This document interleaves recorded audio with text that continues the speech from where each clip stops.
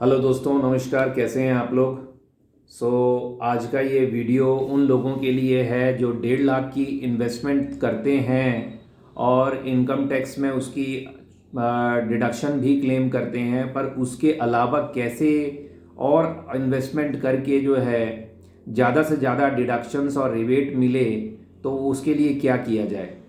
वो सारी चीज़ें मैं आपको इस वीडियो में बताऊंगा। पर इसके पहले एक डिस्क्लेमर ये है कि जो भी चीज़ें मैं बता रहा हूँ, आप इन्वेस्टमेंट करने के पहले अपने चार्टर्ड अकाउंटेंट से पहले रिकन्फर्म कर लें। दोस्तों, ये वीडियोस, इस तरह के वीडियोस बनाने के लिए बहुत डेडिकेशन और हार्डवर्क लगता है। आप इस चैनल को सब्सक्राइब जरूर करें और आपको ये एश्योरेंस करते हैं कि जो भी वीडियोस हम अपलोड करेंगे वो वीडियोस आपको मल्टीपल और कंपाउंडिंग जो है बेनिफिट दे करके जाएंगे। चलिए शुरू करते हैं। दोस्तों, 1.5 लाख तक का जो फ़ायदा मिलता है वो चैप्टर 6A के तहत मिलता है। और 80C का जो है वो पार्ट है, तो वो 1.5 लाख का तो आप लोगों को पता ही है। और उसके अंडर में जो है क्या क्या जो है इंस्ट्रूमेंट्स आते हैं वो मैं आपको बता दूं। जैसे कि आप 1.5 लाख रुपया इन्वेस्ट करना चाहते हैं, तो 1.5 लाख का फ़ायदा लेना चाहते हैं, तो आप या तो एक इंस्ट्रूमेंट में पूरा का पूरा 1.5 लाख इन्वेस्ट कर सकते हैं, या अलग अलग इंस्ट्रूमेंट्स में करके जो है पूरा टोटल 1.5 लाख का एडवांटेज ले सकते हैं।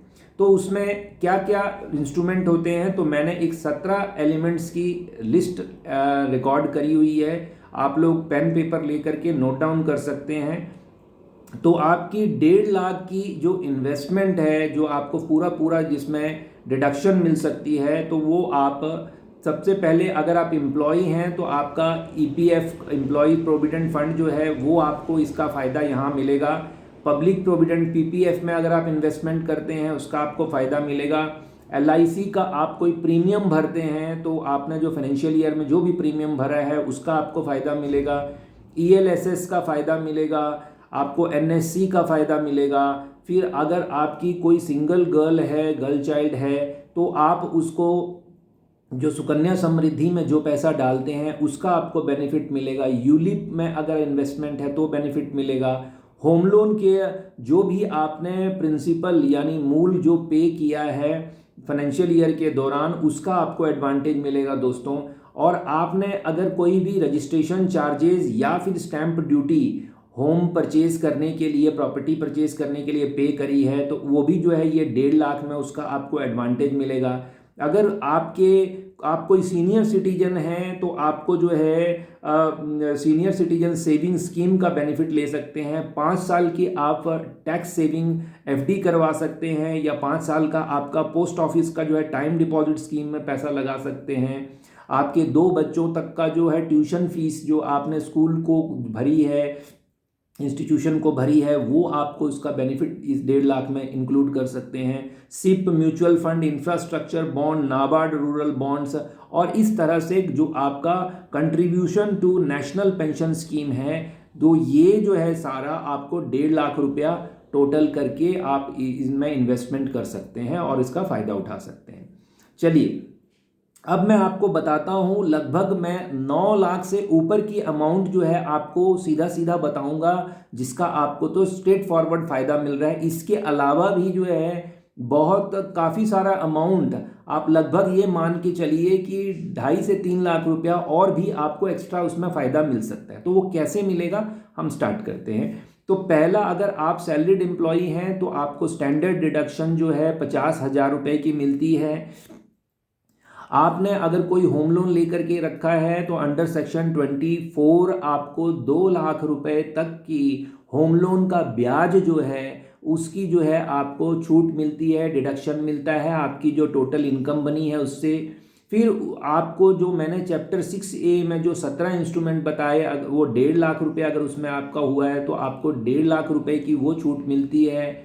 सेक्शन 80CC_D1B में दोस्तों, अगर आपने कोई NPS में जो इन्वेस्टमेंट करी हुई है उसमें जो है अगर आप 50,000 रुपये तक की अतिरिक्त ये एडिशनल बेनिफिट है वो आप ले सकते हैं।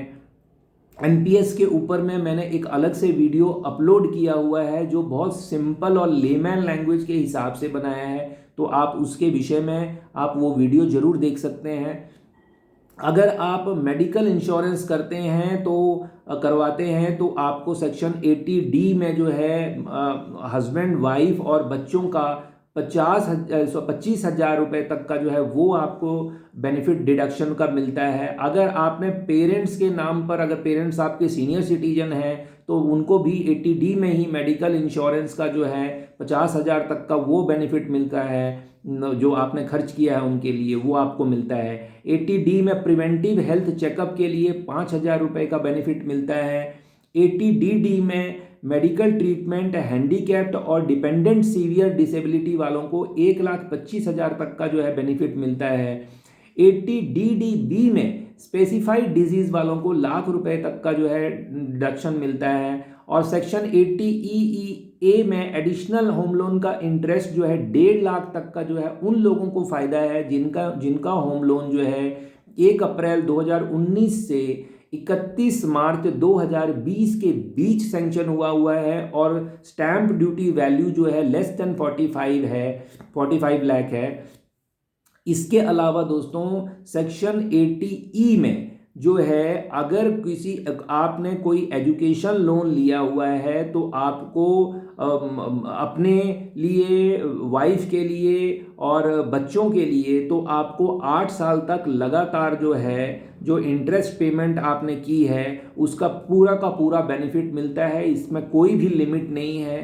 80G सेक्शन 80G में किसी भी तरह का आपने डोनेशन किया हुआ है, कुछ एक डोनेशंस जैसे कि प्राइम मिनिस्टर रिलीफ फंड, इस तरह के चीफ मिनिस्टर रिलीफ फंड, इस तरह के फंड्स में आप जब इन्वेस्टमेंट करते हैं तो उसमें 100% आपको डिडक्शन मिलता है पूरे के पूरे अमाउंट। कुछ एक ऐसे डोनेशंस हैं जिनमें आपको 50% तक का जो है आपको छूट डिडक्शन मिलती है। तो ये आप चेक कर लें, उस हिसाब से आप जो है डोनेशन का भी फ़ायदा उठा सकते हैं। फिर सेक्शन 80CCD2 यानी कि अगर कोई किसी एम्प्लॉयर ने एनपीएस में कोई कंट्रीब्यूशन किया है एम्प्लॉय के बिहाफ पर तो उसको लोएस्ट ऑफ द 3 जो है, जो इन तीनों में, जो 3 मैं आपको बताऊंगा, इन तीनों में से जो भी कम होगा, सबसे कम होगा, उसका बेनिफिट मिलेगा। पहला, एम्प्लॉयर ने एम्प्लॉई के बिहाफ पर जो टोटल फाइनेंशियल ईयर में पैसा जमा किया है। दूसरा 10% एम्प्लॉई के बेसिक और डीए का। तीसरा ग्रॉस टोटल इनकम का।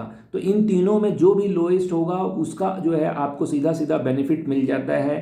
फिर एचआरए में भी आपको दोस्तों रिबेट मिलती है अंडर सेक्शन 10 और वो होता है कि आपका एक्चुअल एचआरए कितना आपको मिला है। और दूसरे नंबर पर rent paid -10% of basic salary और 40% basic plus DA non metro के लिए और 50% of basic plus DA metro city के लिए। तो इन तीनों में से जो है जो भी लोएस्ट होगा उसका बेनिफिट जो है आपको मिलेगा।